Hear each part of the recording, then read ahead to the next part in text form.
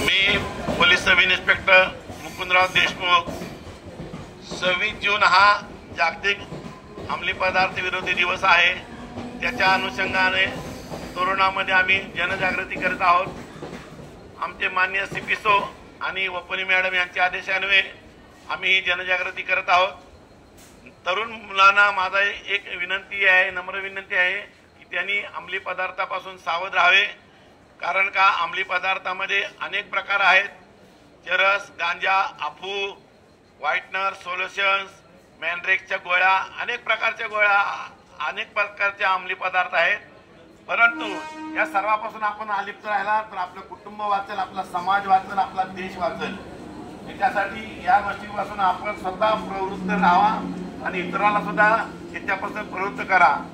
कारण का हे भविष्यामध्ये आपल्या शरीराची झीज करते, आपले फुफ्फुस निकामी करते, आपल्या किडन्या निकामी करतात, आपले लिव्हर डॅमेज करतात। या गोष्टीपासून आपल्याला सावध राहायचं असेल तर आपण स्वतः अंमली पदार्थाचं सेवन न करता इतरांना सुद्धा आपण प्रवृत्त केलं पाहिजे की कॉलेजच्या मुलांना सुद्धा सांगितलं पाहिजे की बाबा तुम्ही कुठले व्यसन करू नका आणि आपलं भविष्य आणि आपल्या देशाचं आणि आपल्या समाजाचं भविष्य उज्ज्वल करायचं असेल तर या गोष्टीपासून आपण सावध राहिलं पाहिजे। परत एकदा आपल्या सर्वांचे आभार व्यक्त करतो। धन्यवाद, धन्यवाद, धन्यवाद।